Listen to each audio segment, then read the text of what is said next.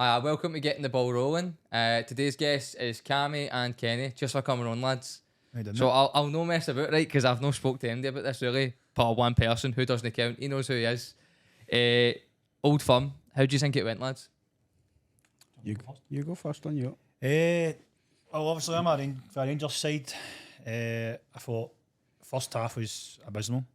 It's terrible. I thought the first we were shite, if I'm honest. Celtic could have been 4 or 5 up, if I'm being honest with you, mate.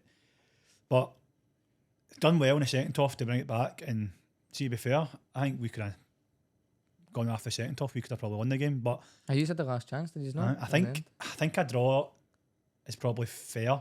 Again, we started the first 45 minutes terrible. Second 45 bit better. I think you just kind of dropped off a wee bit in terms for the first half. I thought we could have nicked it. I genuinely didn't, but I think a draw is a fair result. Who's to blame for that first goal? Tav. Of course it has to be Tav. For me, it just has to fucking smack out the park. Do you think they've been told to do that? See the way they kicked off? Because did they not just do the same thing again recently? Well, you can see it. So it's getting played at. I think Tav is expecting Butland to come out, and it's obviously because of that. It's been caught in the wind, and he's had a look, and then he's realised it's Maeda behind him who's fucking lightning. So he's trying to get it, and he's trying to be smart, and I think he's trying to hit it out, but he's trying to be too cute with it and just hit it out for a throw. Just smack it out the park. I don't know. I still think he could have played that back to Butland. See, when I watched that back twice, 3 times, I'm like, there's a good gap there. I don't know if he just didn't trust his left side. You know what I mean? When you're so like under pressure, you maybe don't trust your weak foot and your weak side to play that ball, because if he misjudges it or shanks it, it's an own goal. I think. And then you're selling the keeper. See, you like, I just think, see, you're defender. Go to keeper. No, defender, you're taught to just get it. Hit it in the nose head. Clear your lines. Did he not do that though? Is that not what he tried to do? He tried to hit it out, but Too late. He's Too tried late. Too late. That's a good point. Just straight away, boom, get that to. But he's tried to just tap it out. He's hit it fucking smack it. Do you know what I mean? He's trying to be too cute and then just get it out. You know, one of they be fucking P-rolls. Just smack it. Like, doesn't matter where it goes. But he's trying to be too cute. I think, and again, I think he's expecting Butland to come out, and he's known he's panicked a wee bit. And obviously you've got fucking the speedrunner Maeda behind him. He's obviously panicked, didn't he? See, going into that game, did you think Rangers had to win? No. Did you want? I obviously wanted Rangers to win. Did you want, like, in the sense, did you want the pressure off you? So if you won, did there been maybe a cushion there, or were you like, a draw's enough? Would you have been happy with that? I'd have been happy with a draw, to be fair, because looking back now, it's a bit stupid to say, but if we drew that game and then we won against Dundee, then we'd have been a point clear. So in terms of that, I'd have took the draw. Obviously, I wanted to win. It'd be nice to get the win and went potentially 5 points clear, but I was happy with the draw. If I'm being honest with you, I was happy with it. What about you, Kenny? Thoughts on the game? I watched it with Stephen. Stephen came up to mine to watch it. And go back to the Tavernier goal. If you watch a replay, you see him, he puts his hands out like that, like he's got it under control, and he slows down. He doesn't even keep sprinting. He slows down, he's got his hands out, and then you see Butland had stepped forward, and then he just stands. And he tries to kick it out too late. And I also think Butland should have done a bit better with That's what I'm thinking. See, when he does do that gesture, usually that's like the universal gesture, is have to say to the keeper, Mon, come on, help me out here. Yep. But obviously, between that kind of caught in no man's land, between that area, I still think, like you were saying, mate, he should have just got it out there. But see, because he has slowed down, it's like he's made his mind up. And then because he's like left it so late, he's panicked and just done the thing that you would have done. Rose head. But I think Maeda's got his seat, just because they always play Maeda in Old Firms against Tav, because you know Maeda can get him, and he's so uncomfortable against him. And I think he's just got his seat. Do you know what the wild thing is? See, before that game, I've only heard all that. See all the stuff you're saying that now. All I'm hearing about like punditries, commentaries, is that Maeda's got him in bits, nightmare. I never felt like that before the game. I don't know how you felt, Kenny, but I never felt like, Maeda's got like Tav and all sorts of ball. I never felt like that.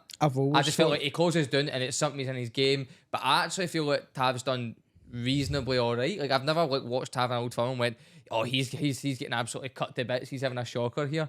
But when that happened in the first minute, I was like, oh, wow, absolutely bottled it, but made an absolute hash it, man. Worst start you could have had at home and all. Before the game, it showed you a heat map. Tavernier playing against the rest of the league and what he does when he's up against Maeda, and there was quite a big change. And he's in the way he shuts plays. in his He doesn't go as narrow, and he doesn't go as forward. And again, that's because you've got to worry about Maeda's pace. Maeda's not got the greatest technical ability, but he's... No, we wouldn't have him if he did. But he's very quick, and he works hard, and Tavernier doesn't get the time on the ball. when Mader's about him. As soon as he got it, you look at Mader and he's just sprinting towards him every single time. So Tavernier's always got to be on his toes. That's how I'm very surprised at his mistake that he made in the first 20 odd things, because he's got to assume that Mader's going to be somewhere around about him. And it was an easy pass back. If he just ran his normal pace, played it back to the goalkeeper, and it'd have been a whole different game. But again, he doesn't need to pass that back. I shouldn't even get to that. He wouldn't have had to, but the option was there for him. I know it was. But he seemed to get more space in that second half, didn't he, Tav? Like the whole team obviously just came out and it was a game of two halves, that's what you call it. 2 goals done, you need to push the game. He got more space though. I don't know if that's just maybe Maida's kind of slowing down a wee bit, maybe we'd burnt out a wee bit from obviously all that run he does do, which is relentless, man. See if we had 2 of them, that kind of pace and energy on both wings. Wow. He's such 2 Maidas would be amazing, man. Such a good asset to I'll give you a sore head. Oh, you wouldn't get crosses in though? Mader gives me a sore head. Aye, me too, mate. He can't finish, man. I've always said this in all coming from a Rangers perspective. Like, he's just one guy you would hate to play against, because you wouldn't even get a second on the ball. You wouldn't even you'd have your touch and he'd be right on you. I mean, he would do you nothing. I know he gets stick for being technically not the best, but he'll give you 100% every single game. We Stephen is like Maida, isn't he? You think you've got a pass that's safe to play, man, and he just flies out from behind a shadow, man, and nicks the ball. I think it's just so frustrating, by the way. That must be like, it would be very frustrating. Games at Ibrox and away in Europe, I think Mader's a really useful tool. He's a good asset. But for 90% of the games that we play, I think Celtic should have a left winger who's an attacking player to be more creative and a bigger goal threat. We don't need a kind of defensive. When you think about Mader, you think about the work rate, you think about the defensive side of his game, and then when you look at his cons, you're thinking he doesn't score enough goals, doesn't create enough, he's not got a great technical ability, got a terrible first touch.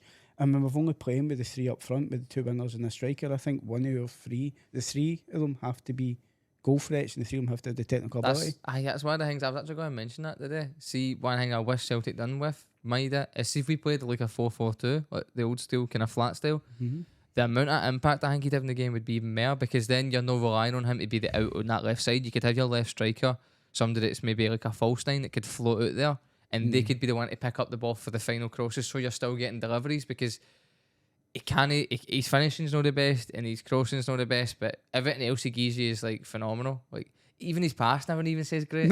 No. It's just that work rate. Work rate and defensive. I don't even know what. I feel like he could be somebody you could maybe make into a CDM. Why not? Why not make him into a Gat? Remember a Gat was a striker? Mate, a Gat could cross, mate. A Gat could cross. Hibs as a striker, and then we played him right wing back. That's right. But I always remember a Gat being able to put a ball in. You don't get that with him. Maida puts him into the stand, the opposite side. I'll be honest with you, see, going into that Old Firm, I wasn't confident Celtic would win that. Only because our form has been up and down this season, and I think going into that, the most we'd win in a row was like 6 games, and it'd been a long time since that had happened. That was at the start of the season, and then I think leading up to that, we were lucky to get 2 games in a row we'd win. It was like we just kept dropping points here, there, and everywhere, and yous had been doing quite well. Obviously, minus the Benfica game, which I think was that just before the Old Firm? That you just got put out of Europe, which was before it, wasn't it? And the Motherwell game was just before the Motherwell game, but I always put them as like a 1/2 of your, because especially because you were closing the gap. I felt like I didn't feel confident going into the game, mate. But you always believe in your team, like that's what you do as a supporter. But then I seen the obviously 1-0. I'm like, wow, right, okay. And usually at Ibrox, I remember I said to you, if we go 1 up at Ibrox early, I felt like it was going to be a problem for you, and it did. It set the tone for the whole game. The fans are on the players, which I don't think that team do well with fans on them. I really don't. Especially when you're captain. Well, look at there's a proof, but like they don't, because the only time they win the league when there's no fans. There's your proof right there. Aye, but then obviously I know that do you think they were able to close the gap not only because Philippe Clement's come in done a great job with the team with what he's have got there now, but do you also think it was because the pressure was off? You was expected to win nothing at that point. When you're 8 points behind that early, realistically the league would be over 9 out of 10 times, unless it was yous ahead, and that's the only time that it's not been the case, because we've been able to close it on yous. I don't think the pressure was off, because the pressure's never off when you're playing for Rangers or Celtic. But to win the league, I mean, it's a different pressure. It's a different pressure. I think he's done well when he's come in, and I think it's a case of Rangers have been playing really well since he's come in. Celtic have been playing all right, and have only recently started playing better. So I think that's kind of 2 things that's kind of made the title running. So, but see, I've got a lot stronger in the past couple of weeks. I think it's because we've had players come back. You've had Hatate come back. Hattate's coming McGregor's back out for a while, but there's no McGregor. But even before he was out, we were still kind of here, there, and everywhere. He's not even back properly yet. Oh, there's no denying Clement's done a good job. I think deserves to get the praise he's been getting, and it's just I think the now we're just in a wee kind of something now. Form's everything as well, mate. Like not even just players coming back, people coming into form. Because like remember we spoke last time about Kyogo, mate. I think he's just coming at form, kind of at the right time. Not like the best that we've seen of him, but at a point where like you're more comfortable having him there. You're like, right, okay. I don't really think he contributed a lot in the Old Firm. I think the team played well. I've heard some Celtic fans say that we actually didn't play well in the first half against Jews. I was one of them. I didn't think we played bad, but I didn't think we played our best game of the season. But I think we managed the game well. Because see, when you're 1 up and you're that early, it's so easy to just go like, let's just coast this out. Let the fans get on at you. But they kept going, like they kept pressing really high. They put a lot of work in. Like I didn't see him doing that first half, mate. They didn't put a shift in, and that's all you can ask, mate. Team to try. Then we get the second goal, and then see when half time's there, I'm absolutely like gobsmacked. I'm like, wow, we're gonna go and we're either gonna win the game or we're gonna go and like absolutely rattle you. A couple more goals in. I didn't see the game finishing at a draw. Absolutely not. Obviously, you've always got that planted out in the back of your head, like if it happens. Because I remember saying to my brother, I was like, see if we end up drawing or losing this, I will go off my head, man, honestly, because it's such a big opportunity with the title race now to win that Old Firm. But before the game, if you gave me a draw, I'd have bit your hand off, mate. Absolutely. Because it's like, we're no fans in the stadium. People just coming back like Hatate. McGregor came back on at the end of that game, didn't he? He came on for the last 30 minutes, which I didn't even agree with, mate. I felt like there was a wee mistake bringing him on at that point. If you were going to bring him on, I think you had to bring him a straight swap for him and Iwata. I didn't think that bringing him on with Iwata was the sub to make it at that time. No, he started. Iwata started. No, but what I'm saying is, I would if you were going to bring McGregor on, I would have rather McGregor come on and Iwata off, just so we kept that shape, so that we're not like saying inviting the pressure more or less. Because I feel like when we made that change, it invited the pressure, and then you're not really doing Callum a justice in that, because then I don't think Hatate he's no fit, he's no sharp, the fitness and then, to stay on though as well. And then he didn't, mate. He didn't. But you had McGregor and Hatate both no fit in the middle. What of I the know is where's home. Like is Bernardo should have been the earlier substitute when Callum McGregor came on. It should have been Bernardo. I feel like Bernardo should have come on for Hatate. And then you wait a wee bit later, and then you could bring Callum on for Iwata out to see the game out if you're still needing that. But there was good changes and bad changes though, because I think either was a very good change in the game, and I think that's one thing. Rodgers, I don't think he gets enough credit for that. Seeing these Old Firms, there's so many games you'll look at and you'll go, that sub made the difference. And I think you'll probably have a standout one in your head that I'm thinking of as well. We go a goal down, I think, at Ibrox, and this is when Gerrard was in charge. And I think we had a man sent off, and Rodgers brings on a striker and brings off a defender, and he brings on Edward, who we'd just signed on loan from PSG at this point. We had the permanent signed him. He puts him at left wing, so we play 4-4-1, and you're like, okay then, we're still going to go for this. We scored 2 goals, we won the game. And Edward was involved in both of the goals. I believe he either set one up and scored, or he scored both of them. I think he might have scored both of them, actually. If you remember it, it was at Ibrox, and Dembele scored. He scored the first goal, I think. And then Edward scored the winner. But did Scott Brown score in that game as well? No, Scott Brown was the one that put the ball through for Edward. Right. No, Edward for. And it was a cracking goal to finish it. The Edward bent it in, bottom right corner. And like, I think that Ida one, mate, if we didn't have Ida in that game, I think yous win that game. I really think yous would have won that. It's a good sub. I noticed it because I ended up talking about it during the game when had Kyogo up front. See when Rangers were pressing and when they letting use with the goal kick, just pass, you did the defenders each side. Yep. They were only letting them kind of putting pressure on you, and I noticed it. And then he took Kyogo off and put Ida, who can win headers, and usually just went long for their own. It worked. And he's got to go for it. I think that, Ida, I'd like to see him come in permanent transfer. I don't know about you, Kenny, but he's really impressed me. And I think if we didn't bring Ida in, we'd probably not be as close as what we are in the league now, because you can count about 4 or 5 games where he's made goal difference. Like the goals he scored have made the difference between us getting points on the board and maybe even losing games. Really impressed me, mate. Depends on the price point, didn't it? I think we should bring him. Well, in. I mean, when you're paying 4.5 million for people like Barkas, I think that's a fair fee for somebody like Ida who's actually doing well. Like if you've got people like, I don't know what annoys me. I seen a clip of him the other day making amazing saves, and I'm like, where was that at Celtic? Where was that? the pressure of the jersey, mate, it gets to people. It's Mickey Johnson as well, isn't it? Mickey Johnson's running about in the championship. Yeah. But I'd argue on that one though, I think that it's because the games in that league, it's championship in it, they're more end to end and both teams will have a goal. Whereas obviously with Celtic being one of the bigger clubs in the league, I feel like everybody doubles up on your wingers and then you're having to work harder, so you're not getting as much space and as much opportunity.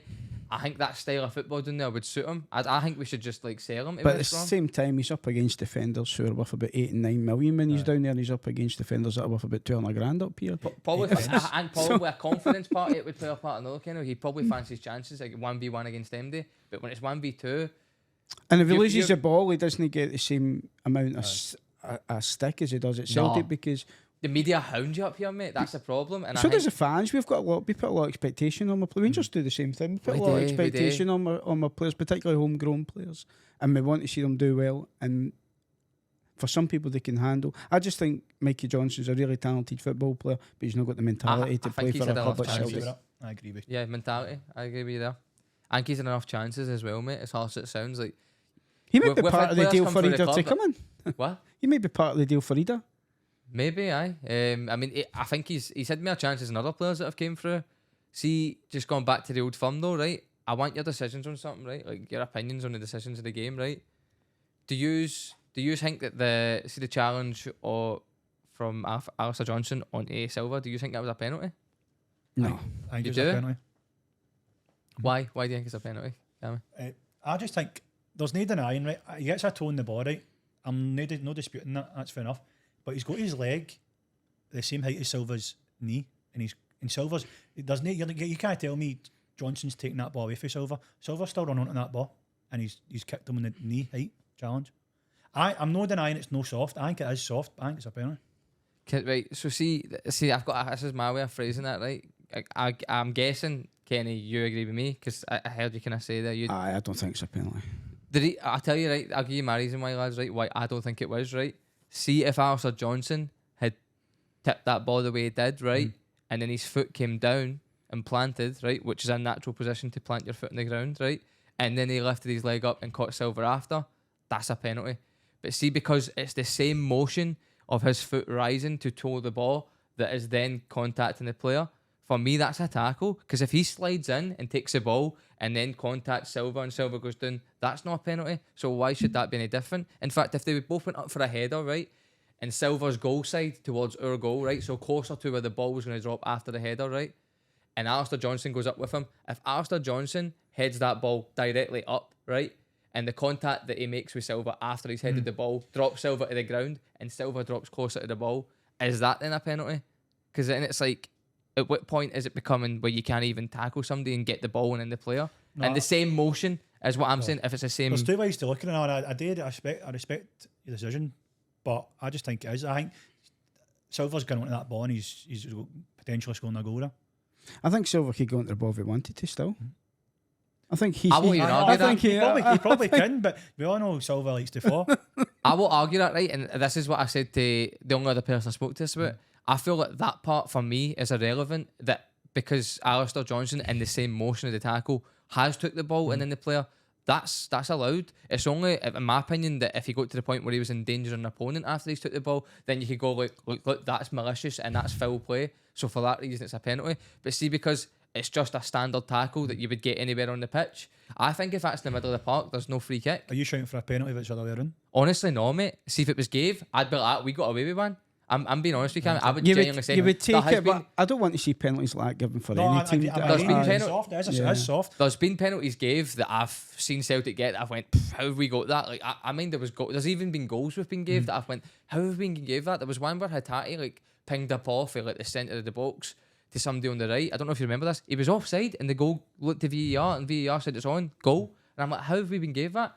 I think that it gets it wrong sometimes. And I think in the first instance, I think John Beaton got it wrong and VAR got it wrong, because it's not a dive in the sense that there was no contact, but it's also not a penalty because if you're going the letter of the rule where you can take the ball in the player without it being foul play and endangering an opponent, which I think we agreed in the day, then there's not like the game just keeps going. There's no need. The ref didn't even need to intervene. Wherever the ball was played to, you just play for there. Like, there was no need. obviously I get why John Beaton thought he dived, because I think Silva done himself no favours. He was embarrassing in that game, mate. I'd be so annoyed, mate, if I was a Celtic player. I'd just be like, he should have had a yellow card before that, probably. For that's why Beaton booked him. That's why Beaton, I think Beaton in his head probably knew if I don't book him at some point, if he does another one of these flops, then it's going to look like, because he already had. That's the thing. I think it was really, we said this before, harsh on Beaton getting gave that job to referee that game, because the guy already had enough pressure on him whenever he was going to next referee a Brendan Rodgers game. Then you throw him in at the Lions Den, where all these people claim he's been in Rangers pubs, brother. Brother Beaton. I know, Mel. Couldn't even get it out there. Me and Beaton got on a lot. We got on a lot, so. But to go back to the penalty thing, I'm yet to see a football fan that wasn't a Rangers fan to say it was a penalty. Like, we just need to agree to disagree on it then. But I can't get my head around how that's the way the game's getting to, man. Like, no, you can't.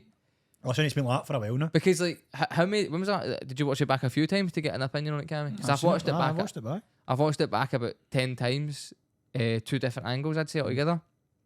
What do you think of the VAR video being cut and not showing the touch? I think it's malicious, mate, to be honest with you, because you're then, as in Beaton's view. When Beaton went, you're intentionally giving you the never referee actually got to see the first touch. You only got to see the second phase of play, as they call it, where Silva and Johnson did collide, but it didn't show him that initial.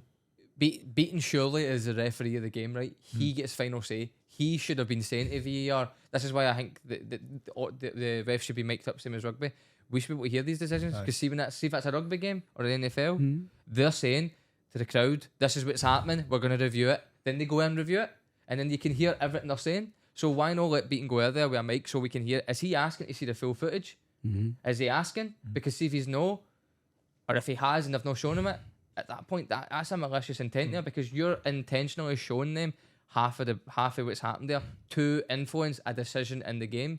Because if you're not letting them see the full like contact to everything that led up to it, then how can he make the goal? The reason his feet is in that position is because he went for a tackle to get the ball. So surely God just showed the whole play going right here. There he goes for the tackle. Does he touch the ball? Does he not touch the ball? Does he have a second motion where he's kicking Silva in the knee, or does he know? And then the referee gets to see the full video, and then he can make his decision again. But he's just shown a leg mid-air, and then you see Silva and Johnson colliding, and then he's got to make his decision for there. I think this is where it's getting with VR, but it's been like that for ages. It's not just with that decision. There's been plenty of decisions. But there's been a few I can agree with, Cammy, right? That even though I thought that's heavy harsh, I'll give you one. Yang, he goes to kick the ball in the air and the red card, right? See, the thing is, see if you're following the rule of the game, right? Not just like what happened kind of leading up to it, right? But I can look at that and go, okay, it's a red card, it's harsh, but it's a red card. With that one, the penalty we're talking about, I kind of look at that and go, it's a pen, it's harsh, but it's a pen, because it doesn't. I can't kind of agree with the way that when I saw it happen and then I saw it in the replays. It's one of the things where you're not sure in real time, but when I did look at all the replays, I was just like, I'm convinced there's no way. I hate that that's the way the game's got. I know, man. It's gonna get. Well, answer is to get you in the VR box, because you'd get everyone right. So I wouldn't want to be the man. I wouldn't want to be that guy. I wouldn't want to be that guy. That's the only way I think we'd fix it. No, I think the best way to fix it is take it away. Let the referee the game. I agree with you. We said that in the last podcast. Get rid of it. You don't need it, mate. It's make mistakes anyway. So what's the point? It's not ready. It's not ready.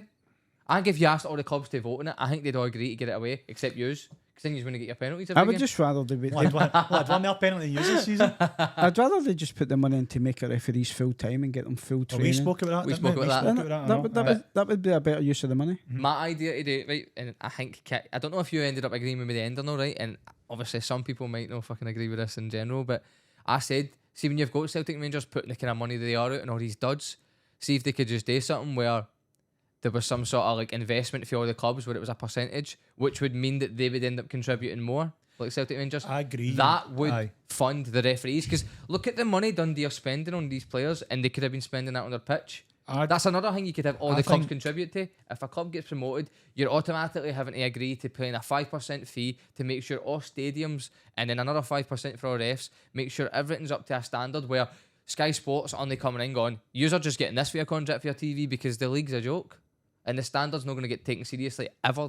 It's never going to get taken seriously. It should be all clubs. I agree that all clubs, not just Rangers and Celtic, should be every club No, Should I be think I thought more about it when we spoke last time. I was saying them because they had my money, but if you do a percentage, they're paying more Aye, anyway. but it should be every club doing it. Aye. So that's the only fair way of doing it. Aye. Do you see what's happened in Turkey this week, Vivar? No, what happened?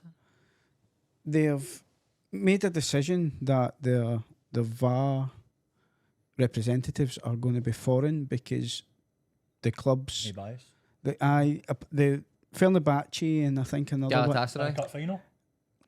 I think it's to do with that. They There's walked been a off. problem for a while, and what's happened is two of the Turkish teams have complained about the amount of penalties that Galatasaray get and the amount of penalties they don't get against them, and then they showed all the They must have facts, the evidence, aye. and they showed that they get like double the penalties of any other team, and the rest of the teams have been complaining to the Turkish FA about it, and they've came to the decision with bringing in foreign VAR officials to deal with it. I mean, I wouldn't mind. See, either way, I know some fans don't trust the referees we have here because allegiances, right? I would if they were getting trained right. I would just put, because then it's a full-time job for them. They've not got any outside. Like, that's a job for them that they can. I feel it'd be taken a lot more serious on their part. Because, like you said the last time you were on, the refs are part-time, mate. You They've got get stuff going on outside it. you get part-time refs, you get part-time performances in the pitch. That's the way it works. That's a good quote, that. I think you do need to know people's allegiances. I do. I think you've got unconscious bias. We all do as humans.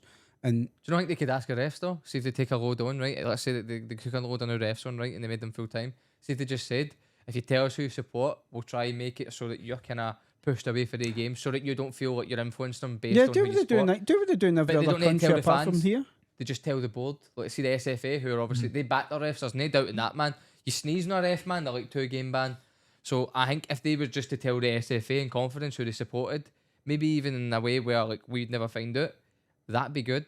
Because then they would just be, right, okay, you're not going to officiate. Would you the trust the games SFA though? Because can they just lie and say they support then. someone? I would, mate. I'd like to think so. I I'd would- like to think I'd- so, Kenny. I wouldn't trust the I mean, SFA. who else are we going to? It's not that we can bring up a new. There's no Just other be way around fully it. transparent. Just say, for instance, if John Beaton is a Rangers fan, and we all know he is, just go, John Beaton is a Rangers fan, and what we'll do is we'll try and get him not to do any of the Celtic games. Can't do the Rangers games, but he's able to do other. That's what they do in England. That's what they do in Italy. That's what they do in Spain. They've got to say what team they support, and they can't be a referee in that game. Why can't we do it here? Why are we the only I country? think the only problem with that, Kenny, right, and this is the only one I can see, and I'm just thinking about collective of fans, and I'm thinking about specifically the worst kind of section of fans, the ones that are nuts. See if they make it public, and there comes to a point where there is no other ref that can referee this certain game, and that, let's say, Beaton's available. You're throwing him under the bus in some ways, because then it's like, oh, we all know now, absolutely, he's come out in public, they told us he is a Rangers fan, so he shouldn't be refereeing that game, even if there was somebody else. Whereas if he's just telling the SFA, the fans would have never knew anyway, so there's no like instant kind of pressure on the ref in that sense. But you would still know, like we know John Beaton's well, a we Rangers. know because he was caught. We know caught John in the Beaton's a loud. Rangers fan. We know Hugh Dallas No, is a Rangers Shake his fan. lap. We know he's You brilliant. probably bought him a pint. Thistle fan. You and John Beaton did Jaeger bombs. He took me in the Bristol Bar as a Thistle fan. So he did.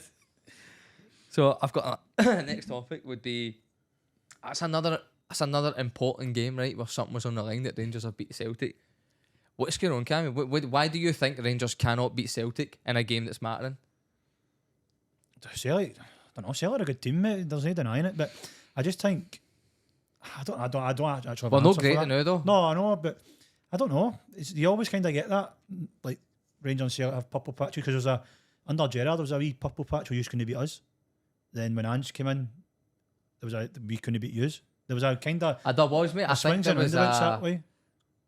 maybe a year and a half that we'd actually didn't beat Rangers. That's what I'm saying, and Aye. you always But we get would, that. I think we managed to get points in the board for the other teams, and that was see that's the funny thing because I was thinking this season it's got to be the league. I thought before that Old Firm anyway, before everything's happened recently, I thought it's got to be a season where we beat them every game and then we lose the league anyway. Yeah. And that would have been like what happened with Gerrard under Rangers. And it's almost like I feel like you might agree with me. There's some players we've brought in that seem to up their game in the European games, like Bernardo, and then obviously you've seen it a wee bit in the certain games domestically, and then he'd run off it.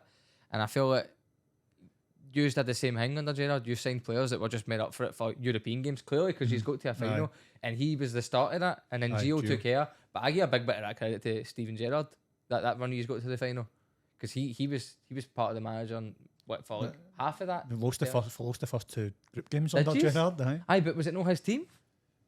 It was his team, and Gio came in. I think he came in halfway through the group stage. I'd still give him some No, credit. I still give him credit. I think it's quite clear it's mentality. I think it's mentality of the players. I think a lot of the You can't Rangers, just get it out of the line. a lot of the Rangers, core Rangers players have been there a little bit too long. You've got your Taverniers, your Lundstroms, your Goldsons, your Barisic. They've all been, and not only up until last year, you still had your Morelos and your Kent, and they've been there for so long, and they've only won a certain amount of things. But when it came to the crutch, when the fans are back, when the pressure's on, they can't deliver. It becomes too difficult for them. And I think they've been there for so long that they're no bad players. You know, Tavernier's not a bad player. Goldson isn't a bad defender, but they're playing poorly now. But the mentality is... Tavernier did the famous quote in the match day programme a few years back, questioning... There was Dujon Sterling's at the day or yesterday, questioning today's squad, saying that they've played rubbish the last few games. He's just been put up for that. And he feels that they've not got the mentality in the dressing room, and you're like, what's happened? I think that comes down to your leadership figures. That because, like you said, you get Tav, you get Goldson, all that. I think how many managers they've went through, and they've won what they won the league once. A cup, no fans. They two won cups. 2 cups, and Tav's been there for what 9 years. Mm-hmm. Do you know what I don't get though? Like you obviously maybe as a Rangers fan, but you're a bit grounded more than a couple of others spoke to, right? But why is it only when you're losing does it Tav's captaincy get questioned? Because like we've never questioned Callum McGregor's. See when we had our worst season to date, mate, when we lost 10 in a row, nobody questions Callum McGregor's captaincy. We lost 10 in a row, mate, which would have been one of the most biggest achievements in Scottish football history. Not one Celtic fan did I hear question. That's because he's the captain. Like it comes down to him. Because it doesn't just come down to them. I don't think, mate. Do you know what I mean? But it feels like with Tav, I think it's like because he's had so many chances to win things. It's like it's all down to the captain. I don't think it is, mate. I don't think it's all down to that. There's no down to plays. I think he is your leader, mate. When you've watched the games, he's a leader. I just think Tav's maybe no, I don't want to say silent captain, but he's not as vocal as your captain. Like by example, like I think Rangers are used to having captains like Barry Ferguson and all that. Players, if you're not doing anything, you would know about it. If you're not playing well, he would let you know about it. And if you go into the changing room at half time, he would let you know. Probably grab you with the throat. Do you not think Tav's in there, like no, having words with people? No. I imagine he's maybe. Who would you get to then? In that team? Aye, right now, who would you get the captaincy? It's got to be him. I'd probably say Jack Butland. Jack Butland's Can you get to him though? He's just come in. Who cares? He's been very vocal. I think he's probably the most vocal on the pitch. Everybody. I think Tav. Don't get me wrong. I think Tav's a good captain in some aspects. He always, I say always, but he does provide big moments, and he's saved us hundreds of times with goals and assists and stuff like that. I know his defensive side might be questioned, right? But he leads the charge, mate. Sometimes remember the old film we were winning the one before at Celtic Park when you said no fans. We were winning, remember? And then the penalty that, by the way, that should have been a pen. Obviously, the offside lead up to the play that they declared, right? But if there wasn't an offside, it's 100% a penalty. It hits Alex Johnson's arm. Accidental or no, he's not even looking at the ball. He's looking at the man that hits his hand. We got away with one there because I thought when I seen the replay for that before they cleared up later, which was weird. They never even cleared it up in real time. When they cleared up, it was because of an offside. I was like, how is that not a penalty? Anyway, that same game, Tav leads the charge for you, mate. He scores a cracking free kick against Celtic. Like go back to Kenny. Like Kenny said, Tav is a good football player, and I just don't think he's a. I'm not saying he's a bad captain, but I don't think he's a great captain because I think like going back, Cal McGregor's a brilliant captain. You always when you watch, I don't watch many Celtic games, but the ones you do watch, you always see him. He's always talking. He's always speaking to other players. Always getting the team up for it. I think the captain has to have an aura about him. Aye. Whether that be a Scott Brown type who's a shouter, like similar to Barry. Do you not think Tav is that, Kenny? No. And if you're not a shouter, then you have to lead by example. You have to have a bit of substance. And with substance, I mean, you need to have trophies. You need to have experience. You need to have caps. You need to getting out of the line. You need to have shown that you've got the mentality to win things. It's a big thing getting over the line and showing that you've got things. And Tavernier, for all his time at Rangers and his time in England, he's got very little to show for it. It's underachieved, man. Definitely underachieved. But you've got to look at the Rangers team that he was coming through with. There was a big gap between Celtic and Rangers. Huge, mate. When they first came up into the league again. And nobody was really expecting Rangers to be winning anything at that time. But what you're hoping after a period of time, what you would be expecting nowadays is a bit better, a bit more trophies in the trophy. If I was a Rangers fan, I'd be expecting Rangers, particularly some of the money that they've spent recently, I'd be expecting my captain to be having more trophies than that. I think there was in the last 5 years, there's definitely been windows where they've spent more than us. So to that sense, I was kind of expecting more things to happen on their side of things. But see, just to go back to the Tavernier thing, guys, right? See if you take that captaincy off him, are you going to get the same player? Is that going to absolutely finish him, crush him? Because he seems like, you're saying about Barisic being a confidence player. I have seen Tav react to fans on him, and it doesn't look like to me he's the type of person that can take big moments like that. That kind of seems to overwhelm him a wee bit. I think if you take captaincy off him, I think you lose. I think it's too late to take it off him now. He's been the captain for what?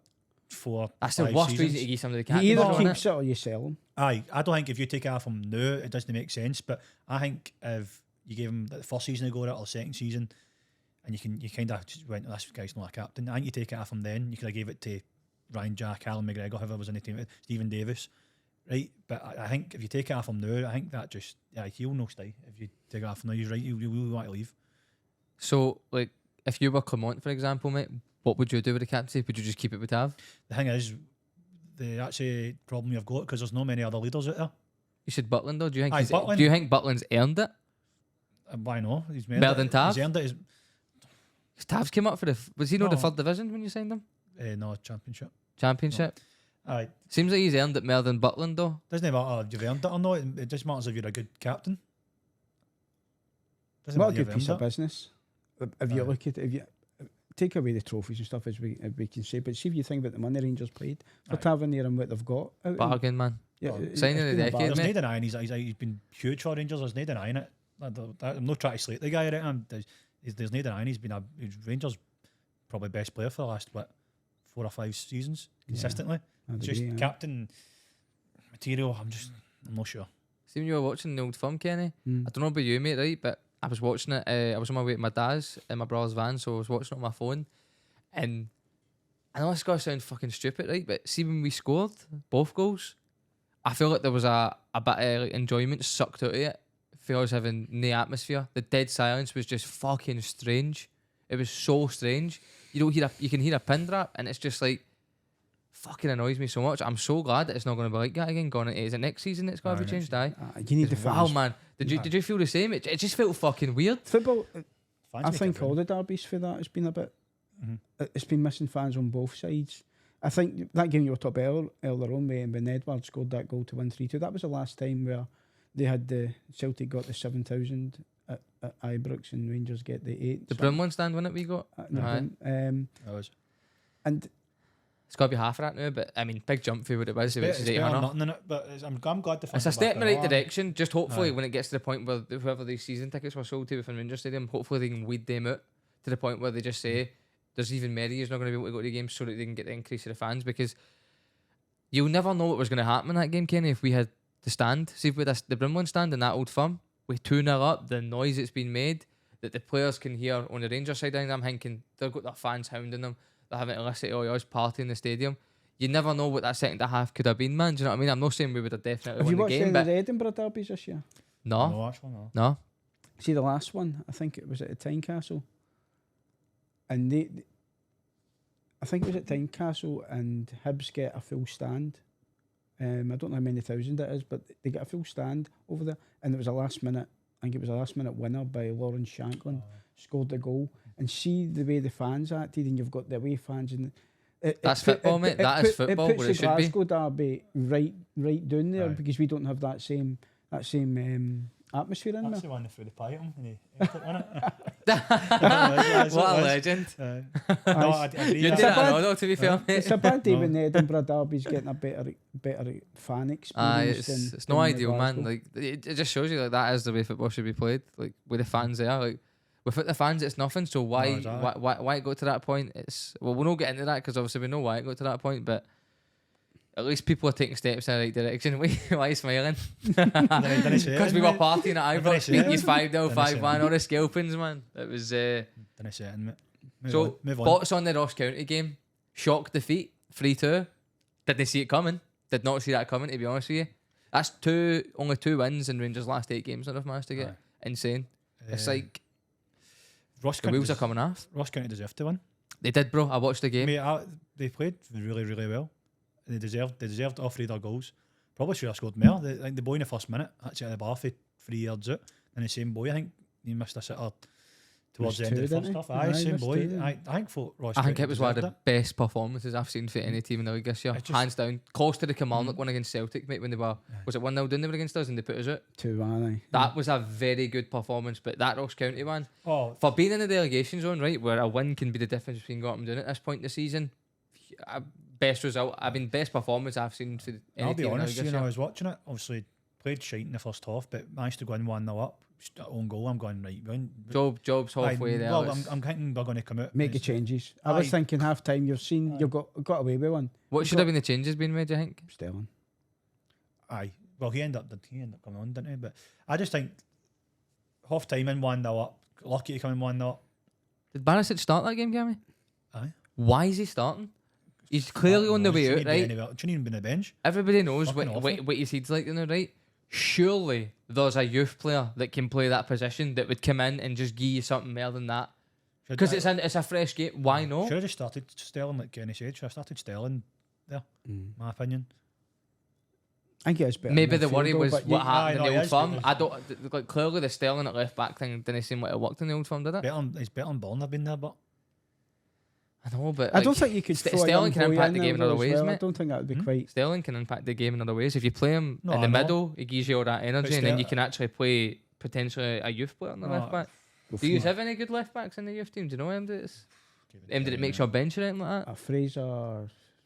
It's not Fraser Aird, but there's been a young left back that's played a couple of games this season for Rangers. Really? Aye. Well, I mean, if you've not heard anything bad about him, then it can't be worse than Barisic, because anytime Barisic plays, all I see is a meltdown on Twitter about him. Aye, Constantly. It's all I see for like 3 terrible, mate. days. It's a terrible one. Yes. Why do you think he's been able to stay like this long in Rangers? Because he's no. I think the last good season he's got at him was when he's reached the UEFA Cup final.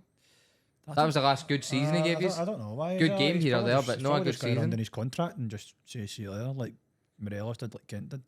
Probably just run it down and you'll jump somewhere, I don't know, Turkey or something, Saudi Arabia or something. Like that. I don't have this wrote down right, but this is something that's just kind of came to me there, right? I don't know how you feel about this, but I do not think Celtic and Rangers now are as ruthless as what they need to be when it comes to transfers. See, when you go back a couple of years back, see when somebody's time was up at Celtic, they were letting know about it. Sutton, time to go. Thompson, time to go. But see, nowadays, you keep your Mikey Johnson far too long.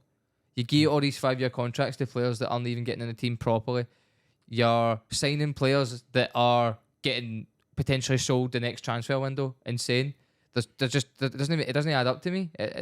Ruthless was maybe the wrong word, right? And in that case, in the terms that was it Lagerbielke we signed, and then the next one they would try to get rid of, yeah. So ruthless wouldn't apply to that one. But I'm thinking more when we've got this bad habit, Kenny. You've probably seen it.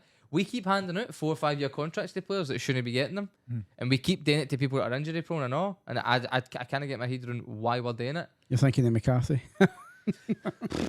He's still with you, is he? Aye. Is he? He's still there, right? But He doesn't even. He it's doesn't big even contract, and then it's just players that you know. It's very obvious from an early point that they're just not good enough. So why not just simply like either don't give them a game, or maybe they with some ruthless managers like Mourinho. I don't know if you saw the recent interview. Mourinho was exposed quite badly there for Schweinsteiger. Very good interview with the overlap, where basically Gary Neville found out his face was my face. He was told, go train with the under-16s. You made Schweinsteiger a World Cup winner, Champions League winner, Bundesliga winner multiple times, mate. Like absolute top professional, won everything he could. And you're gonna go make him train with under-16s when he's came to Man United to put obviously help try and get them back up to where they should be. That is ruthless, isn't it? Mate, Mourinho actually apologised for it.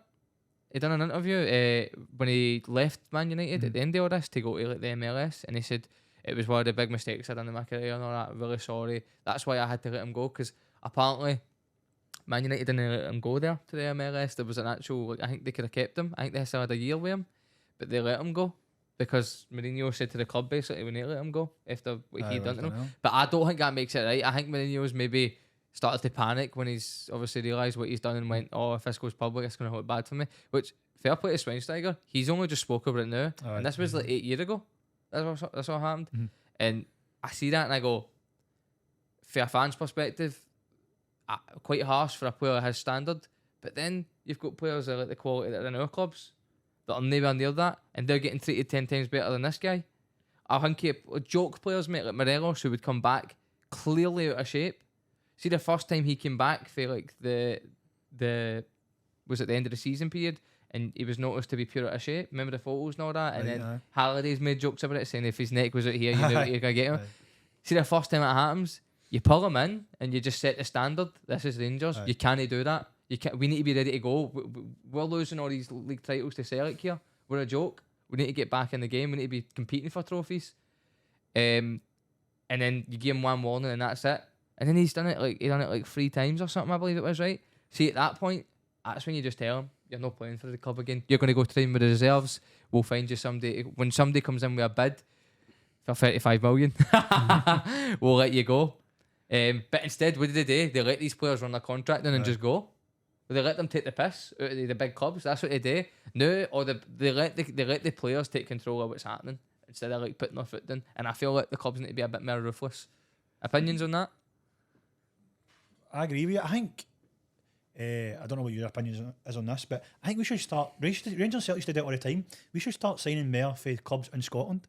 Why did they not do that? Mate, Rangers and Celtic just sign these players for foreign leagues all the time, and they're no better than some of the players in Scotland. Mate, I look and I go, John McGinn, Lewis Ferguson. You get they two centre mid together, you're winning the league. Any one of the Celtic or Rangers have they two in there with the energy and what they provide, box to box, old school. They win you the league. Because they used to do it like Scott Brown, Kevin Thompson, Stephen Whittaker, Scott McDonald, Chris Boyd. Some of the best players, the best players in the history, mate. They were signed for like SPL teams. They don't do it anymore. I think there's an arrogance there, Cammy. There is not. And it's like, if we're going to splash 4 million, we need to dive in and make it a Euro transfer, and we'll make it on somebody we don't even know. Like, obviously, it's evident for Celtic. We've spoken about this before recently about like the guy stepping down, Peter Lawwell's son, which was a pure pals that giving him a job in the first place. Should have never been near that job with the chief of recruitment. He's just done like probably our worst transfer window that I can remember, mate. Was the start of the season there. Horrendous, absolutely horrendous. Bar Ida, I can't really think anyone that's come in that I've went really good signing. Palmer's done okay, and that wasn't Lowell. That was Rodgers and having a contact with Ida's. Exactly, agent. and I think he had a previous relationship. Was it no right after that though that he stepped in? It's almost like right, okay, I've been made to look even worse here because I think about that's been he's been. It's probably agreed before that. He's been somebody had to take the blame, and he's the lowest ranked, and so he's been the one that has to be. I'd say Rangers had a better window than us, mate, before the season. I mean, you look. I see when I look at Sterling, I go, I'd like to have him at Celtic. Lot of energy. Looks like a good player. He can keep the ball. He can put a foot in. He looks like he could play in numerous positions for you, which is so crucial throughout a season. Played midfield, played fullback, played. I've seen him play left back. I've not seen him play there. No, but he can play centre back. I'm saying he used to play there. He looks quite short for that. He used to play there for Stoke. So did he? He looks versatile, mate, which is good. Like you get some good players. I remember we had Evander Snow could play bloody anywhere. You could literally play him anywhere. Ball winger maybe. But I look at Sterling and I go, good signing. I look at Jack Butland and I go, great signing. Dessers, I mean, serial missers is what somebody called him to me, right? You can't say he's been like the worst signing of the season. He's not been the best. He's somewhere in between. Goals this season he scored. Scoring goals, mate. Missing some chances. Like I think if you put a great striker in that team, right? I think you should have been like Lawrence Shanklin. I'm so glad you've never signed Lawrence Shanklin, man. Wow. Going back to that point about the Scottish players, I'm just thinking a Rangers perspective. You trying to tell me Lawrence Shanklin when they've done better on Dessers up front? We'll never know, mate. You're trying to tell me all the wingers you've got? Everybody would have rather had Shanklin, I think, right? But hindsight's a lovely thing, bro. Because you could have had Shanklin that might have just went, Chelsea's too much. Because if he has 1 or 2 bad games, it only takes 1 or 2 bad games where he doesn't deliver, that there's a media on him, there's a fans on him. Maybe his 3rd game in for Rangers, he has to go and play in the Hearts Stadium. All the fans are on for both sides. No, because like he's getting shit for leaving, he's getting shit for no delivering. And then that's it. You get players that crumble. Chiefty done it. Couldn't deliver for Celtic. Came with Dundee United. Was banging them in for fun for Dundee United. Cracking player. Some people just make that switch, mate, and they can't move. Shanklin's proven over a couple of years though that he is. Shifty was a 1-season wonder with Dundee United. Shanklin has proven that he is a goal scorer most of his career. He would have bedded in easily to Scottish football on Dessers, would he? Absolutely. He's played in it, obviously. You look at Sandaza then, and I know he's a joke in some people's eyes for Rangers fans, right? But I thought he was a very decent player for Dundee United. Sandaza scored he was getting double digits every season for a team that, let's be honest, weren't expected to do much in the league. So then when he went to Rangers, Ed McCoist as manager, come on. That's shocking. Shots fired. Well, I'm not getting McCoy Stone now. Cheers, Kenny. How dare you speak that way about Ali? How dare you? So I probably like him more than the Rangers fans do. Celtic game against St Mirren, Kenny. How do you think we played? Do you think we played well? I thought we played really well. I know Dicey till that first goal though. The first half. Did you watch? Did you see the weather? Did you see the conditions? The wind was horrible, mate. But both teams are playing in it. Do you know what I mean? I thought we controlled the first half pretty well. We didn't create a lot of chances, right enough. But I wasn't worried. It got a lot of the games this season when it's went to nothing each at half time. I'm like, right, okay, this is going to be really, really tough. But I just sat quite confident at half time, going, right, we've got the wind for us in the second half, and we're on a lot better run, and we've got players that are in a lot better form. What do you think of the Rocky playing centre back? I was really comfortable watching him play, mate. I'll be honest with you, I think the Rocky should start every game with Carter Vickers till the end of the season. If he has a bad game, maybe look at something then. But I feel like with him, it's became trendy the same way it was with Palmer, and you've probably heard this and all. People keep saying, pundits and commentators, Palmer's pure slow, and then they did the same way in the Rocky. I don't think either one of them are slow. They're just no pure fast players. There's an in-between. You get slow players, and then you get like an in-between, and then you get your fast ones. I'll give an example. I would say that Yang's rapid, right?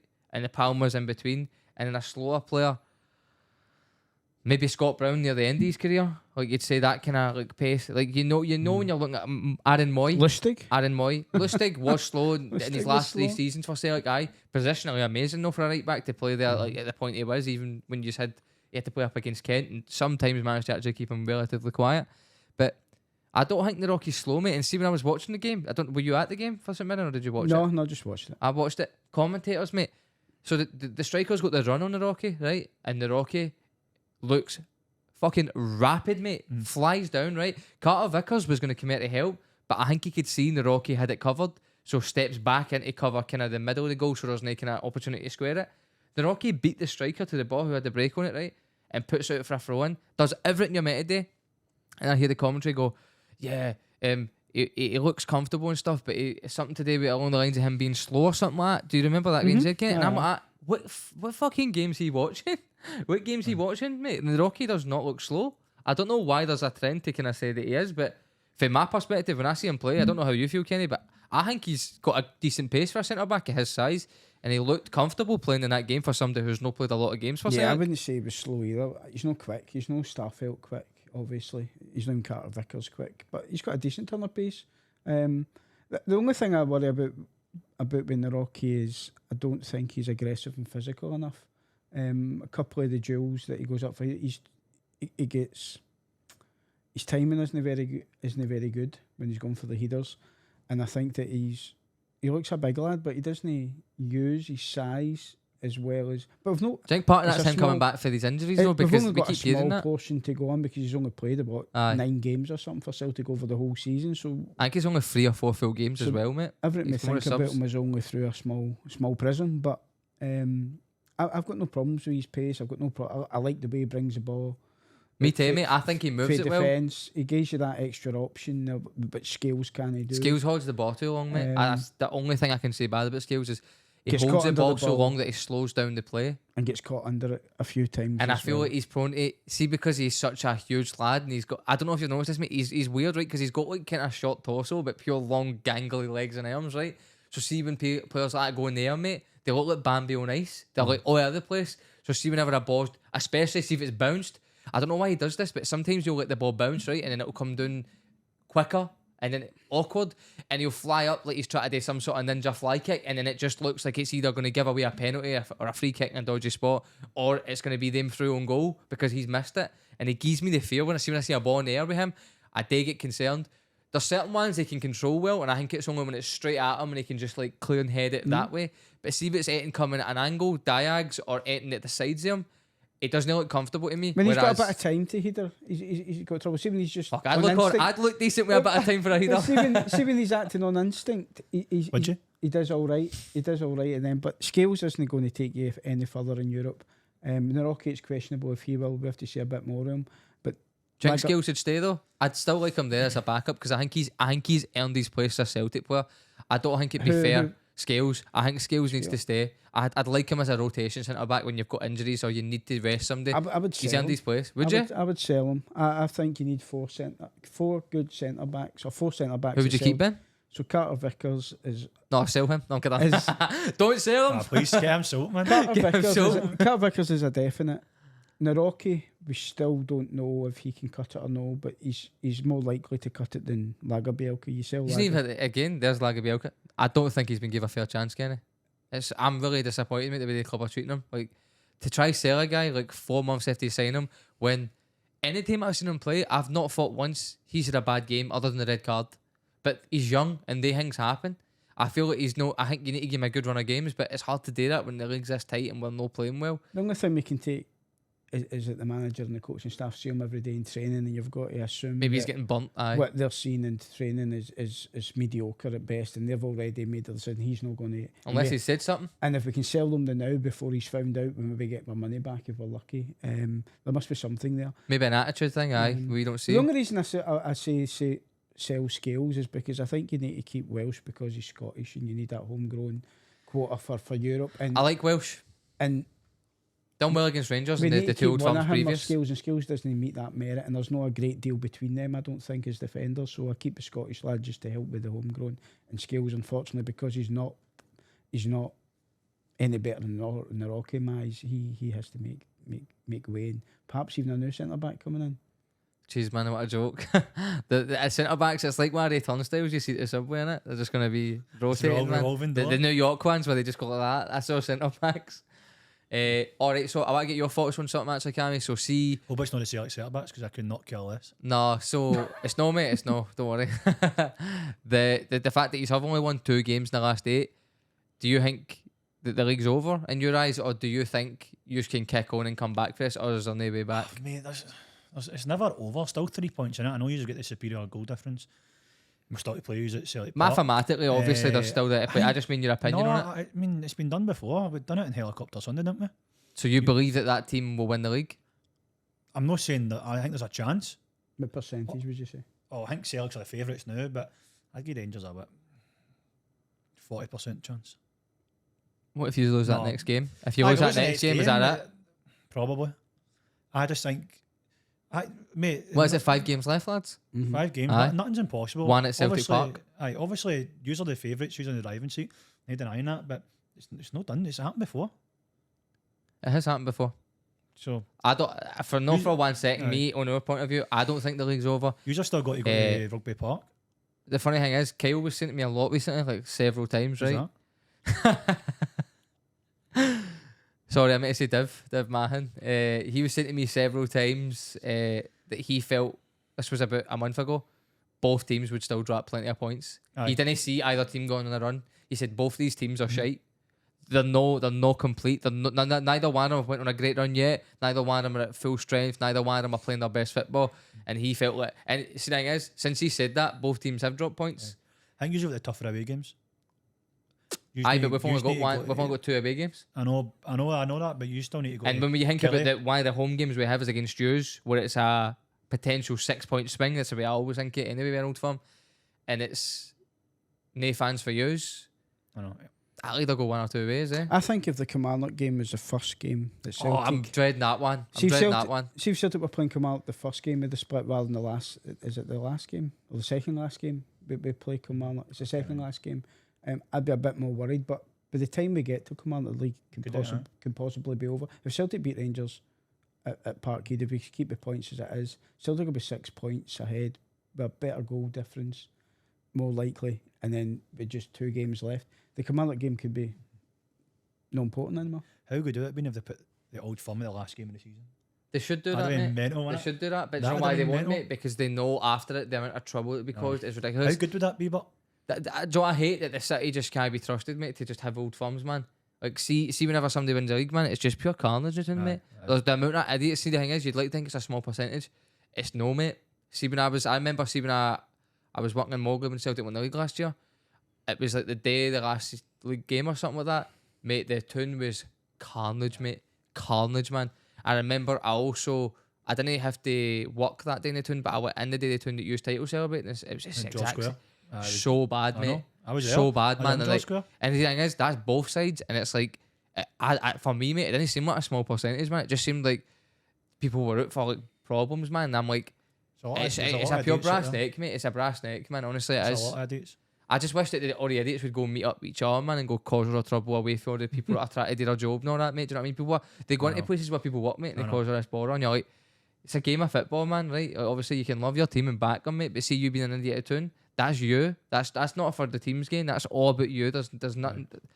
Like Celtic players are like, yes, somebody got knocked out in George Square. What a day. Told you not to do it, mate. Told you not to do it. Told you not to do That it. guy was asking for it, alright? And I'll do it again. Next thing I wanted to talk about actually was, see when we brought in Ida, for me, he's clearly identified as an out-and-out striker, which is what we needed. Right. Why did Rangers not go out and identify an out-and-out striker who's just going to bury the goals? There's so many out there, mate. Why did they bring in somebody who's like maybe a winger type forward? Like, because Fabio Silva's not an out striker. No. You don't have one. I wouldn't count Dessers an out striker. Well, Dessers is. He's not. No, though. but no, he's that. They're making him that. No, technically, that's where he plays. He's a striker, but he's not a goal scorer. He's not. That's probably what I would That's- describe him as. I think he's that maybe a hold up, bring somebody into play with a striker that's been put into a position where he just has to be the only one that's putting the goals, the ball in the net. He'd play well in a 2 up front, I think. See if you played him in a 4-4-2. I think he'd do a wee bit He better. done well in Belgium, and he done well for. I think he was he done well for Feyenoord, but I think I've seen his record before. He was decent. He was playing for that Italian mob. I can't even remember the name. I don't. Tony. Something that got relegated, didn't he? I think he scored. Was it 5 or 7 in the league or whatever it was? I don't know. I don't think he's. You're raging that they never went out and signed like an out-and-out striker, Cammy? Because I think if you did, it would have been a different story. We had a chance to do it in January, didn't we? Had a chance to sign. That's what I'm saying. Keep going back to Shanklin, but had a chance to sign him. I think it all just comes down to money. I don't think we had any money.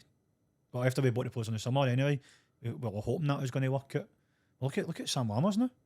He's banging him in for that Utrecht. Do you think if you stuck with him and made him the one you keep giving chances I'm not saying that. I'm just saying look at him now. He'd up with him as a striker. See when they were like saying, oh, we're gonna put. See when there was transfer talk about him leaving to go on. Did you have a problem with that? No, because it was very quick, mate. He's only played him 8 games. No, it was more than that. It was shocking. Mate. I don't know if it was a case of he was just didn't take to Scottish football. How many starts did he have, Cammy? If you had to guess, he started a fair bit. I want to say he's played quite a bit. I want to play him. Must have played 15 plus games. He was getting favoured over Campbell for the other part of the season. They were playing him in the. Do you think he had a fair run in where they said? Aye. But what when it see now? Is it a loan deal option to buy? Is he coming back? No, it's just a loan deal. But I think Utrecht. Do you want him back to? No. You'd rather just left? I just think it didn't work out for him. I think he suits Scottish football. Do you know think Clement could have got a tune at him? No. He'd get bullied. If you played him up front, doesn't suit him Scottish. He would get bullied. Aye, Scotland. He didn't get enough time on the ball. He's a very skillful, technical player, but he wanted a lot of time in the ball and he kept getting caught in it, and he was easily overthinking as well, man. You seen him; his head was gone. He's more suited to the slower pace in Holland. That's probably why he's doing so well. I'm seeing a lot of people saying on Twitter and that social media, Cammy, that they think that the style of play Clement's playing is favoured like more towards a long ball as like the style. What's it look like to you? Because you watch more games than me, mate. But I only see a few. Is that the go-to game plan, and then for there you work your way in? No, it depends on the situation of the game. Rangers can ping the ball about, and they it frustrates me sometimes, but they always kind of play just at the edge of the box. These wee kind of 2-touch pass. But I've seen him plenty of time. If he wants to go long, he can go long. Are you happy with the style of play? Come on. Aye. I've seen the stat bomb. Stats bomb did put a tweet or something like that about Rangers style play just before they were coming to play Celtic, and it was looking at the Premier League and looking at styles of playing and Clement's style of playing, Brendan Rodgers and everybody in the Scottish League, and Rangers was actually the 3rd highest long ball in the league in terms of travelling, how far the ball travels. So it's not telling you where on the pitch the ball's getting played for. It's just saying that on average Rangers play the 3rd highest long ball. Do you think they're being told to that, Cammy? Do you think when they get under pressure for people pushing them, they just like ping it long balls? Do you think come on and said, look, just get it up there and we'll work for there? I think it's a bit of that, but I think as much as we slate Dessers, I think Dessers is really good at holding the ball up. I said that during the last. That's podcast. what annoys me about Celtic. See when we do it, right? And I know for a fact this is the two things, right? One annoys me about Celtic when they do the long ball is I know for a fact they won't do it unless there's no other choice, right? And I know for a fact that they'll also be getting the shit rinsed out of them after Rodgers when they go in. But then at the same time, it's like there's going to be games in this league where that's the way they need to be played, right? And I feel like they're the games where Ida's really shined. See, when we've had to go long, it's so satisfying having somebody that can do it now. It works. They're the type of games when you do that and you just you win ugly. They're the games that win you the league. Everybody likes the nice slick passing moves or the drills and the training drills, blah blah blah, and the fast feet. But see, sometimes you just need to do a Stoke City. Michael Beale liked it. Michael Beale liked that. Silky. And you need to have the right type of players to play that style. And we don't know. It seems to be that Clement does feel a bit more direct than some of the rest of the Rangers managers have had. But he's still kind of playing with Michael Beale's players. So he's not got his own type of. See, that's another thing I'll say as well. For what he's had to inherit, he's dealt really well with that team, mate. He really has. He's done a good job with it. See, there's a question I wanted to ask you about the Dundee. See, the fact that game was postponed. See, obviously, it's got to sound funny coming from a Celtic fan, right? See, when it came to the second time, I was like, see if that happens for a third time, you've got to maybe look at this. Either one or three things to happen, right? Either they need to fine the club heavily, which is what they ended up doing in the end. I noted this done before that. $186,000. Or the second thing is you either need to. What did I write down again? Let me just double check this. So I think I said either forfeit the game, right? Which obviously nobody wants that to happen, right? No. But if the game can't be played, you either forfeit it if you're not willing to prepare the team to go play it in the neutral stadium. They should have just played it. They should have went to the nearest ground, right, that was suitable and just played there. See, when the second one got postponed, they should have just played at Ibrox and just gave Dundee the percentage that they would have got.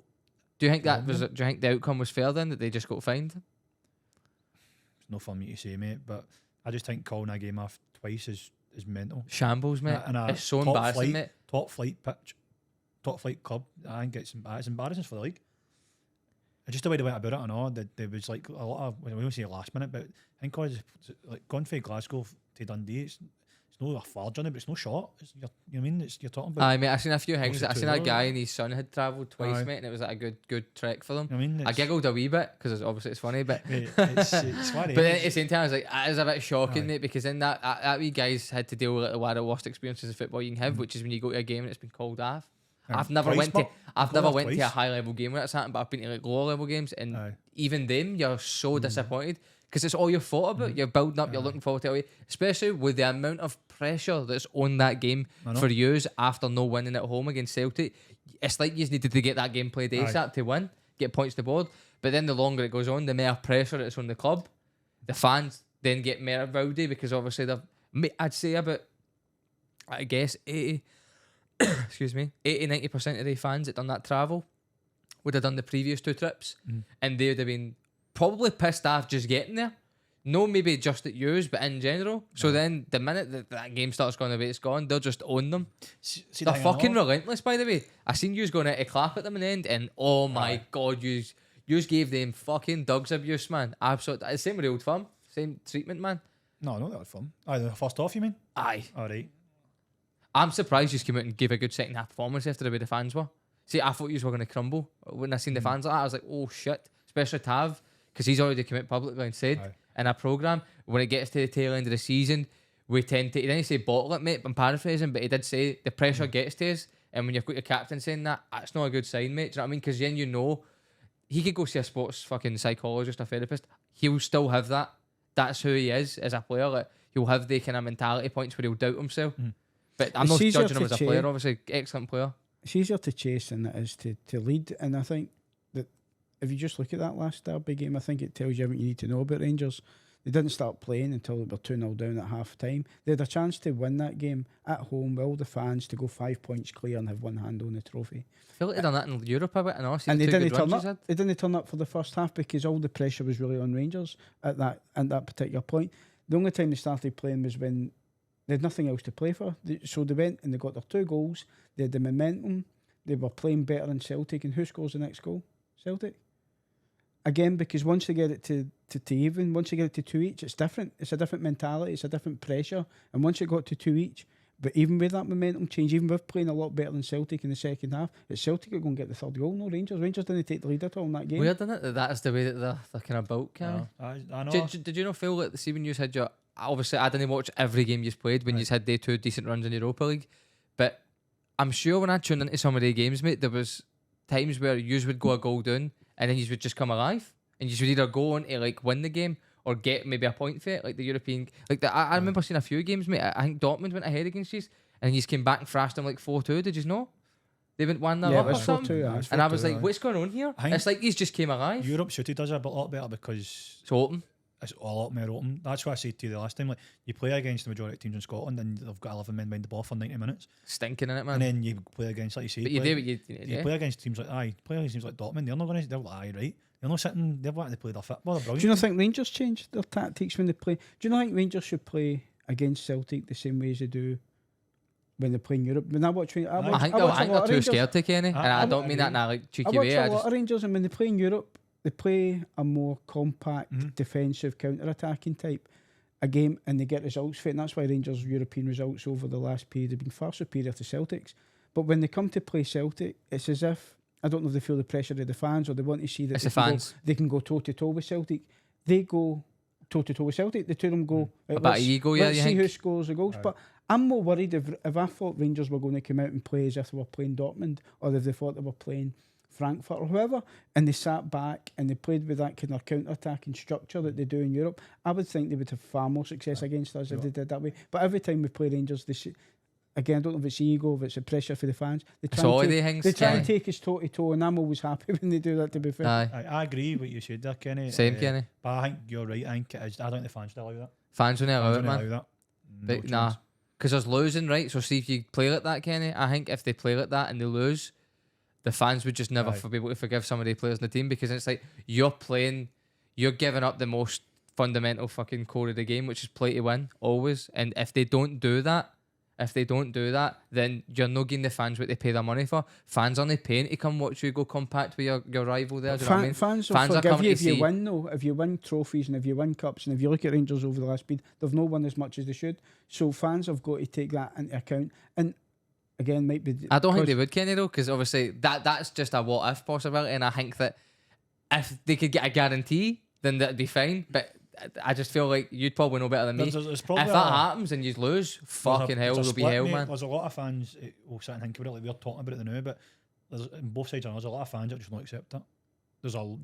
What Kenny saying sensible, though, because that is the way. That is the way that you should be playing. That's the way to beat Celtic. You've probably got a good team for that, no? You've probably got a good team for that. That's what I'm saying. But like you say, there's always going to be that element of fan. The diehards, mate, they go basically the ones that go to every game. They're not going to accept that. No, that's the thing. That's just the truth. And if it was all the way about, the Celtic fans wouldn't accept it.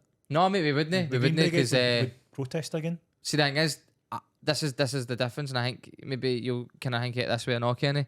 See, when we played the games under Ange, I had no fucking problem with us finishing that group, only because we played to win every game. We played our style of football, which you could see what it was.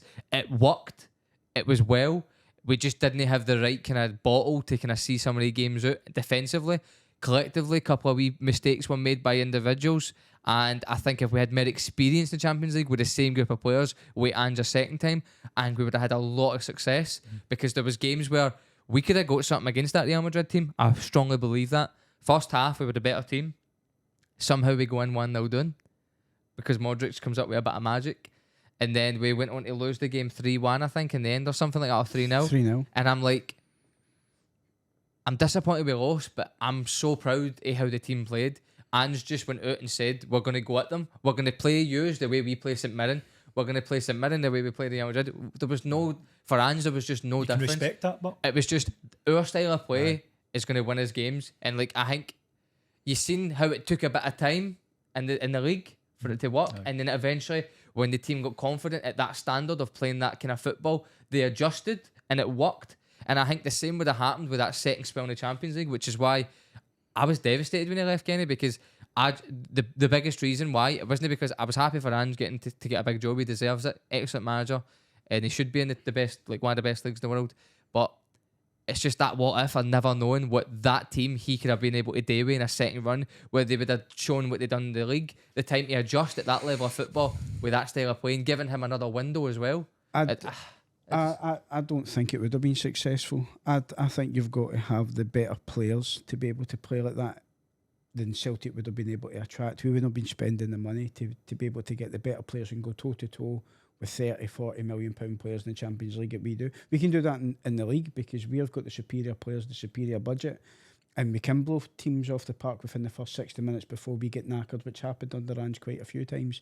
When you go into Europe and you're going up against teams who are better than you and got better players than you and are fitter than you, they're going to pull you apart because you're just too open. And that would have happened in the second season, in the third season, with Ange's second season of the beginning of the Champions League, because Celtic, when they suddenly go and buy 10 million pound players, and you go, right, that's going to make us be more competitive to play this type of football. They've got better players who play the exact same type of football. They're going to win.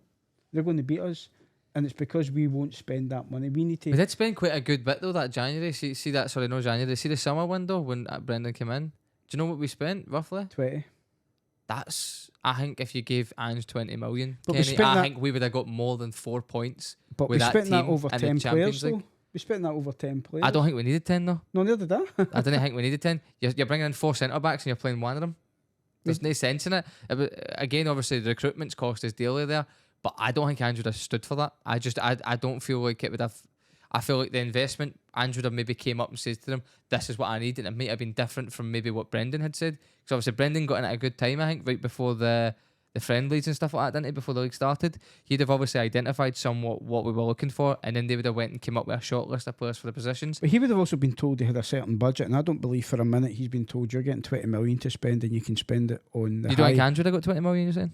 No, I'm saying I think Brendan must have been told something similar. Figures. He's going to get better than what he was given, because to bring him back in they must have. If you said to him you're only getting 20 million to spend and your highest outlay is going to be 4.5 million, why is he coming back? He looked frustrated, didn't he, in that early part of the transfer window? I think there was a lot of wee digs there towards the board, and I think that you're right. I think he was maybe false promise things, and I think maybe that's part of why Ange did go, because obviously not only is a club coming in like Tottenham, where he would have been gave a healthy budget compared to what he had here, and obviously getting to go up and play against the Liverpools and Chelsea's every week. It was also obviously the fact that maybe he just felt like he'd have more control of who. I know Levy's notorious for being a bad kind of person to work with, but it can't be much worse than Peter Lawwell if he still spent 40 million on a centre back. He would have to wait 3 seasons Lawwell for Celtic to spend that on a squad. The way things are working out now as well. So can I ask you something? See if Ange was given that budget, for example, and he had 20 million. Do you think we would have got more than 4 points in the Champions League group stage this season with the teams that we had? Because I think we were very close to winning most of the games we played in last season in the Champions League. We could have won any one of them. There's not one of the games that I look at last season under Ange in the Champions League and went, oh, I always knew we were going to lose that. Like, I just felt like there was problem was a lot of these chances fell to Maeda. I don't know if you noticed that as well. And I didn't think Hatate had these best games in the Champions League. He actually, I won't lie, right? He's one of my favourite players in it for Celtic. I kind of thought when I was watching him play the Champions League last season, Kenny, you might have seen this different for me. I watched all of the games and I felt Hatate was one of our underperformers in the Champions League. I kept watching him. Do you know what I mean? When you notice something about a player, you can't really unsee it. Almost every time he had the ball, he was giving it away.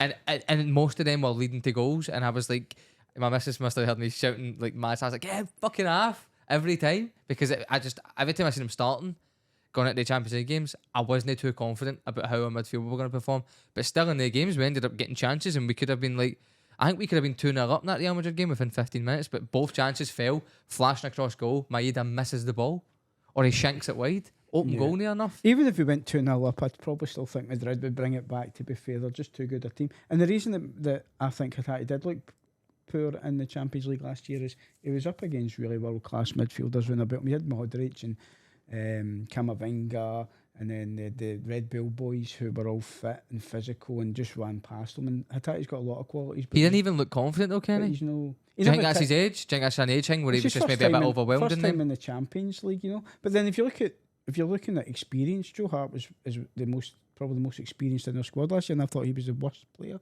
in the Champions League for us last year. Aye, Joe Hart's not really filled me with confidence. And I'd take Butland, and I'd tell you what, I'd take Butland in the team. Obviously, but this is the thing. I feel like since Joe Hart's announced he's retiring, he's played a lot better. Parliament Huns. What? Parliament Huns. I think since he's announced he's retiring, mate, he's turned into a different keeper. Maybe I don't know if he's just getting some sort of like previous fucking form from years ago, where he's just giving everything to the point where he knows when this season's done, he's going to just be pure done. He knows it's his last, isn't it? So 36, the last dance, savouring mate. It's the last dance for him, innit? Savouring it. He's always been a good keeper. He's always been a good keeper, Joe Hart. He was, but like, I don't think Celtic got the best out of him. His character's been amazing for the dressing room, and we've had good. I just think that there's better keepers out there that Celtic could get. Like, with the club Celtic is, the size that they are, with the money we've invested on fucking stupid players that can't perform and that are like nowhere near the club standard. I feel like we could be investing in a keeper that would be very good for us for a good couple of years, at least 5 or 6, and somebody that would be a lot more confident in moments where the league's dependent on them. Like, set pieces are huge in the SPFL, sorry. They're huge. Most of your clubs, I feel like Celtic probably take the least amount of advantage from free kicks and set pieces, like the corners and all that. Even Rangers do well with them. Like, No, Rangers. No, they don't. We're the worst thing. No, when you have them. Set pieces, free kicks. When you have them, what I'm saying is, I'll give an example for an old firm, right? See when Celtic have a corner against you, I don't really feel like confident. Bar the Bernardo goal, right? I never really feel like when we get a corner against you, we're going to score. But when you get them, I'm shiting myself because you have scored quite a lot of corners against you. Golson's always good for one, the big fucking nightmare that he is. 2 goals for corners this season, 1 was an own goal. Is that it? Rangers with corners It's are similar to Maybe us. I'm making a previous Rangers season. are very good at corners. But I don't think Celtic defend them well because Joe Hart, that's his weakness. He can't come out and collect the ball for set pieces. He really can't. Like, teams target it. You saw it, mate. You saw it like when he had like some of his worst games this season.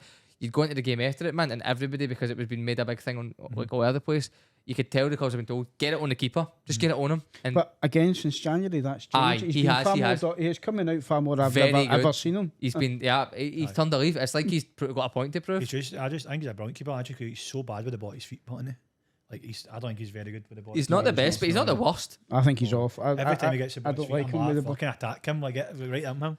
I mean, maybe on one hand I can gift him. I can count him out of times he's gifted away a ball that's led to a goal. Maybe one, But one in the Champions League, 2 in the league, maybe. Bar that, I'm not saying he's a great keeper with the ball at his feet, but I don't think he's. He's quite nervy, I think. But Celtic can't break out. See when you watch a Rangers game, for instance, when Rangers in the second half decided to go man for man and then marked our defenders. But if you've got a goalkeeper that's decent with the ball, he'll be able to fire at either the left winger, right winger. Would we or have got him if he striker. was good with his feet though? Do you think we would have got him? That's why they bring Kyogo Apatid on, so he can play long term. That's why they bring him on. Because you can't trust Joe Hart, and that's why we're looking for a goalkeeper who is good with the ball at his feet. Going by the scouting reports that we're seeing for Celtic is, if that does happen, particularly in Europe, that happens to us as well. Joe Hart can play a 5-yard pass. I'm a professional football player, even a goalkeeper should be able to do a 5-yard pass. But what the Seen his penalty kicks? Oh, what a good You can put a goalkeeper penalty in, can by the do is he can fire it to your right back who's further up, or your right wing back, or your right winger, and Joe Hart can't do that. So Celtic are easy to stop Vickers picking the ball, or stop Callum McGregor picking the ball. Butland's similar. Butland's not great with his feet. That's not his strength. His strength is short. no, he doesn't look comfortable, mate. But He doesn't look full of confidence in the day. Butland? No? No, mate. See the Ross County game and the Dundee one. They don't look like the same guy, you know. No, he's pulling off. I'm not talking about his saves. I'm just talking about his demeanour, mate. No, I disagree. Yeah, I think he's. Would you be confident with that? No, defensive obviously record? no, The way they're obviously playing. no. But like, He's not playing as well as he did at the beginning. you've played 11s, Kenny. So see if you look at your keeper and you can tell that they just know themselves, it's going to have an effect on everybody. Do you know what I mean? Aye, because your last line of defence, you want your goalkeeper to be confident. And You can still trust them, but when you know they're no, like, let's say confidence-wise or whatever, I don't know. It just something doesn't look right, mate. And I think that media thing that he done before the Dundee game. So obviously now he's had to fucking eat his words. Was it before the Dundee game he done that, or was it the Ross County one? He came out and said something about, oh, this team's built for this and all that sort of stuff. Something along the lines, like the stuff they have to say basically. Of course, yeah, you need to say that. Aye, I the know, stuff you say need to that. say. But see when you're the one that says it, and then obviously you end up not getting the results. Like it looks a bit, I don't know. You look like the fanny basically, didn't you? I think Rangers' problems far more to do with defence. Aye, it's the whole- None to do with Butland. Goals. Can I ask you something? Who would you keep? Like, who would you sell in that team right now? So if you had to sell In the players, defence, you mean? in general, run through the team for me. Who would you get rid of? Ballner, Right, Goldson. right, I'd let Lundstrom go. right. Also, I think Jack's time's up. I love Ryan Jack, but he's just too injury prone. Never hit the heights, mate. No? He never hit the. I really like Ryan Jack. Aye, but he's underachieved. Aye, but I just think I'm talking about too many injuries, injuries. I think that's why he probably underachieved. He's constantly injured. You never get. Did you ever get one season with him where he never had a bad injury? Probably not, mate. I don't think so. Get rid of Dibble. I think Dibble's good enough. Right. Shooter. I'd keep Shooter. I think Shooter's the best player than that. Davies. Shooter's actually playing all right. I forgot about Ben Davies. Actually, I think he's built for Scotland. He's not a very commanding centre half. Who else then? Tav. Would you get rid of? I'd probably keep Tav, to be fair, because the amount of goals and assists he gives you. Why do you not play Tav right back, right wing? See, if you put Tav right mid and put a good right back behind him, knowing that he actually is capable of somewhat soon doing some defensive work, you would have like a very strong right side, because his delivery is probably the best delivery in the league. I'd say that technically nobody can cross a ball with Tav. I think you'd agree with me. His crossing's the best. I don't know if it would suit him on the wing, but why not? You can't beat him, man. I don't. He's not got the. That's why you bring in a right back that's got pace that can overlap, and then you've got somebody to work off of. He likes coming in late, Tav, at the back post and all. I don't think he can do that as a winger. I think he's better suited to coming in late. A right wing back, he'd be. See, he played free. Even a wing back. Free at the back, he'd be a good right wing back. You'd never know though. Never know, mate. See, this is why I don't get all these managers that would come in. Not one of them's tried that. Try it and take the pressure off Tav slightly defensively and see what you get. Do you know what I mean? You'd never know what you're gonna, because he almost plays in that position anyway. The only thing is, because he's not, and there's nobody really behind him bar Golson, who, let's be honest, if you're looking back and you're looking and Golson's the only one on your side, you're a bit worried. I didn't Thriller with that jacket. I didn't Thriller with that jacket on, the J-skit. Golson doesn't inspire me with confidence at all. I've even said it before. When we first signed him, I was never sold on him. Then we go and give him another 4-year deal last season or season before I came in. Just like, the guy's a pure liability, I think. Like his hand, he likes a handball, doesn't he, man? You should be playing netball, that boy, man. He's 32 or something. 32, 33, mate. Aye. And he was getting all this, I'm going to test out free agency. Nobody wanted him. So he just signed a new contract with Rangers. I've never been sold on him. I just, don't get me wrong. See, when he done all that stuff though, Cammy, do you not think it's a bit of shambles that the club gave him a contract after he was doing all that stuff about how he was going to review his options? Clearly means he's going to go look and see who wants him. And because nobody wanted him, Rangers just went, Rangers like that, we'll just take you then. Rangers could have went out and signed him. You need to look after yourself. You need to you forget, like, he's not a die-hard Rangers fan, right? And he's not been brought up in Glasgow, and he's English, and he's looking at free sale. And that was going to be his last big contract. So you've got to try and get as much money, regardless if it's the team you're at or something. You need to think about it. See, if you were playing for somebody, say you're playing for somebody down south, you're not going, do you know what? I'll just stay here because you're looking to get the best contract you can get to set your family up. That's true. So there was one thing you mentioned Europe real quickly. I want to just cover Leverkusen winning the league. Amazing for the German. Honestly, that's so good for the league, man. Playing frightening and all. What do you think will happen? Do you think Xabi Alonso will go on and be the Liverpool manager when Klopp steps down? Because I feel like if it doesn't go when Klopp goes at the end of the season, they might bring somebody else in. It's going to be a long-term deal. I think there was rumours with Liverpool and there was rumours. He's knocked it back. Knocked it back to stay. They're getting the Sporting Lisbon manager. Ruben Amorim or something. Are they? Liverpool are getting the Sporting Lisbon manager. And who's it? See, when I first heard he knocked back the job though, I thought that he was going to do that, right? To do right by Leverkusen and just like sign a new contract with him, so that if Liverpool wanted him, they'd have to give the club money, which would then benefit them because then they could go use that money to like sign somebody on the Rain Accord to bring. Well, he's linked to Liverpool and Bayern. Bayern are gone back. I'm shocked they won the league. Julian Nagelsmann again. Nagelsmann's a good man. But he's like you said, he's knocked it back and staying with Leverkusen for another season. seeing. You want to crack at Champions League? I love seeing some of the smaller teams winning in their leagues in Europe. See when you get smaller Italian teams. German. See Bayern Munich is so strong. I like to see another. Don't let it happen in our league, Roy Kenny. No, just Celtic, tin pot league every year without fail. It's a Harry Kane curse. No, mate, I'm not having that. It's Harry Kane, mate. No, because see, then you're discrediting what Xabi Alonso's done with that team, man. And that team is amazing, man. It's like they've got goals everywhere. I mean, you're right back. I think I seen a thing that said Frimpong had scored like either 11 or 17 goals, something crazy like that. I'm like, if you're right back scoring that many goals, left back and all, Grimaldo does it as well. Well, he plays right wing for them. He's not the right back. They've got another guy that plays right back. So he's been changed into a right winger. And I think it's 13 goals and 11 assists. He scored last night. He did, missed a sitter, but then scored after that. To put West Ham out. Wicked deflection. Last minute of the game. Celtic have a 30% sell-on clause, so. Oh yes, I was rubbing my hands again when I seen that. A lot of them will stay. He won't go though. I think he'll stay there. A lot of them will stay and have a crack at the Champions League. I think if Bayern Munich were being serious about needing a clear out and getting players in, you'd imagine that they'll have a look at him. Man United are favourites though.